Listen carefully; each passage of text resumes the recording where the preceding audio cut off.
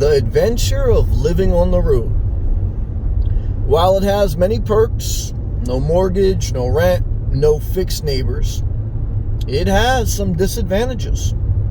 And one of those disadvantages is you are going to be dealing with the public more. Being outdoors more, driving more, guarantees you will have more human interaction.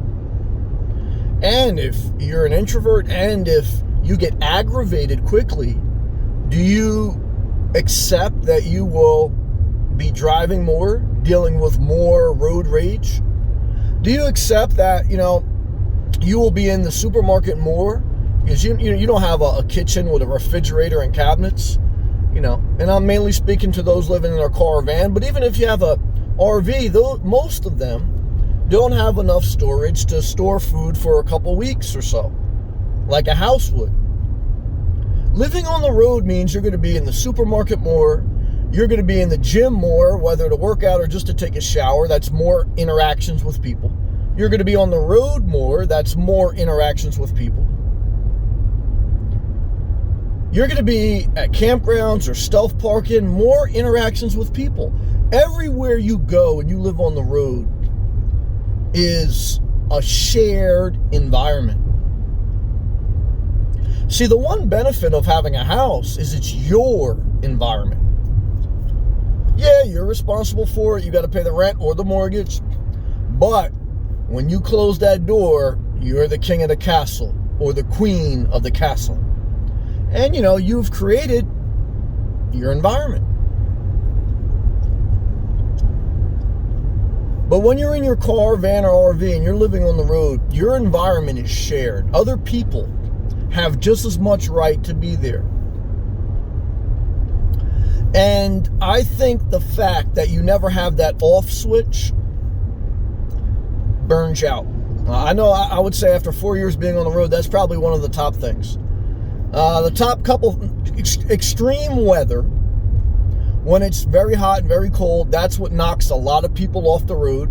And that's why many people go for trips in the spring and in the fall during moderate climate.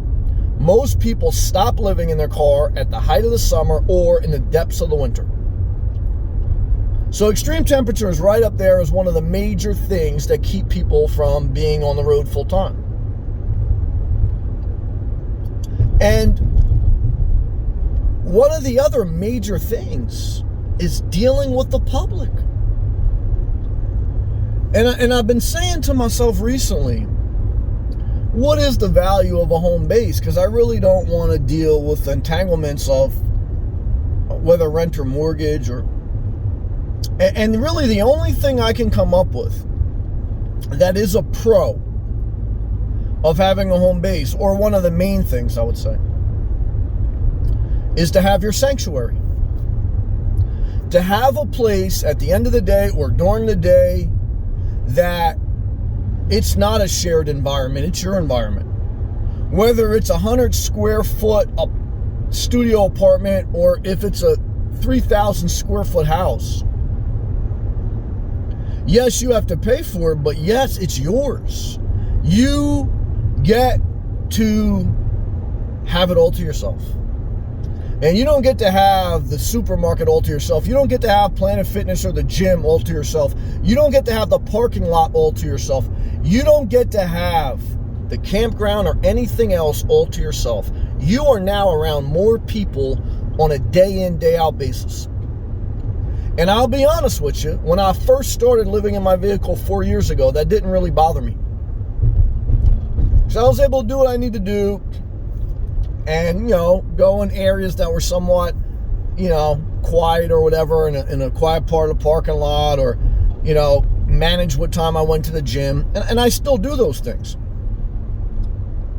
But it is the cumulative effect, the effect that builds up over time after months and years on the road. I've been on the road 4 years. That's the amount of interactions over that amount of time. That's one thing that will knock you off the road.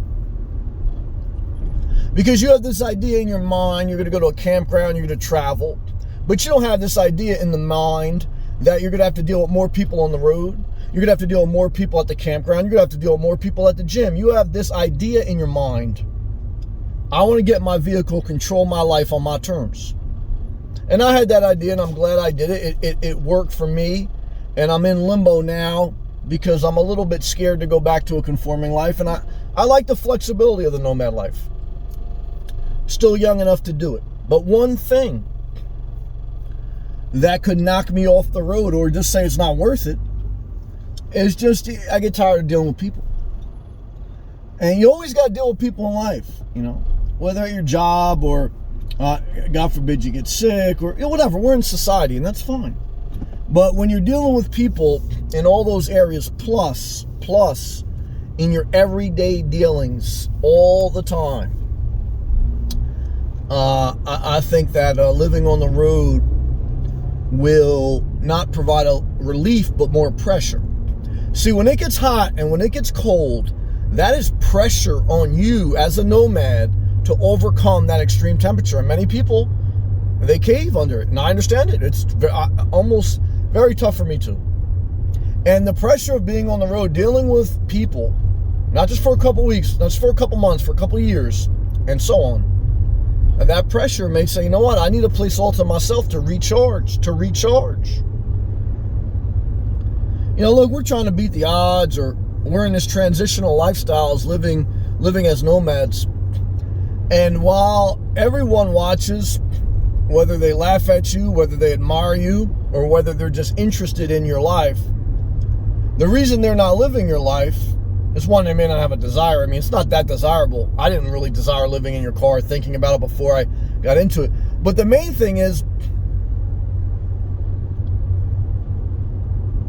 people almost want to know how long you can last on the road. If you're going to decide to do it, one of the things you're going to get, someone's going to say to yourself, well, how long are you going to do that? And the reason they ask you that is not out of, I think, any hate per se, but it's like, this life is not meant for long-term living. And that's not a society thing, that's a human nature thing. And I'm speaking from 4 years of living on the road, still living here. Over 90+% of the people I met living on the road or online are no longer full-time on the road. And there is a reason. This life wears you out. And while it provides the adventure, the freedom, the flexibility, which that is a very powerful thing, guys. I'm still holding on to it because I love it.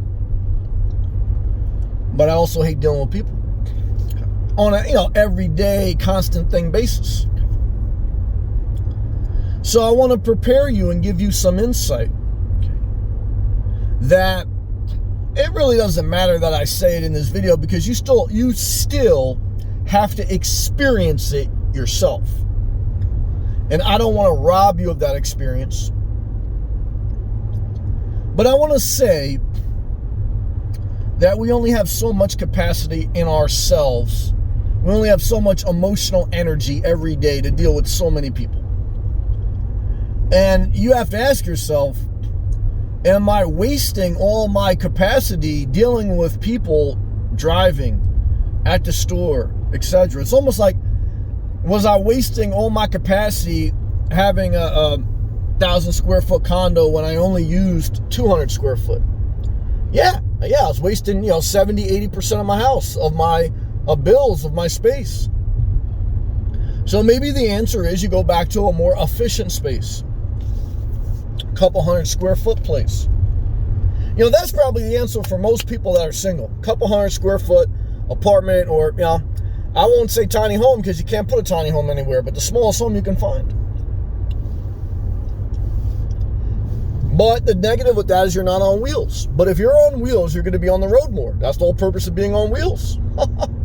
So then if you're on the road more, you're dealing with people more. And you go back to this algorithm. Algorithm is basically a bunch of data that calculates probability, and then one decision leads to another and just leads you down this cycle of decisions, in one sense of speaking. So, I don't know, for me, maybe the RV lot with an RV on it and only move it once a year during hurricane season is the answer. Because I still have flexibility, but I also have some peace. My biggest sacrifice with that is I'm back to a life of, committed to something. I'm not as free as a bird, and I have to accept that. Or I have to accept dealing with the public for all the freedom that I can muster up in this world. And that's a decision in some way, in some form, that you're going to have to deal with as a nomad, a full-time nomad. Is it worth it? We ask ourselves every day, is what we are doing worth it? And that is an individual thing. Because what's worth it for me may not be worth it for you. What's worth it for you may not be worth it for me. So as we share our lives or talk out our lives or connect for this moment in time, all I can tell you is at the end of the day or during the day when you're asking yourself, is what I am doing worth it? That's something that only you can answer. You can look to videos like this, other videos, and they can give you some insight. But no one can make the decisions of your life if you're an adult with your full capability of making decisions for yourself. And hopefully in some way, somehow, my videos help you to at least spark some thought, give some insight on a variety of topics. And this one's living as a nomad, living in your car, van, or RV. If you appreciate the video, you want to support the channel, click the blue join button. Check out my playlist. Thank you for watching, and I'll see you next video. Peace.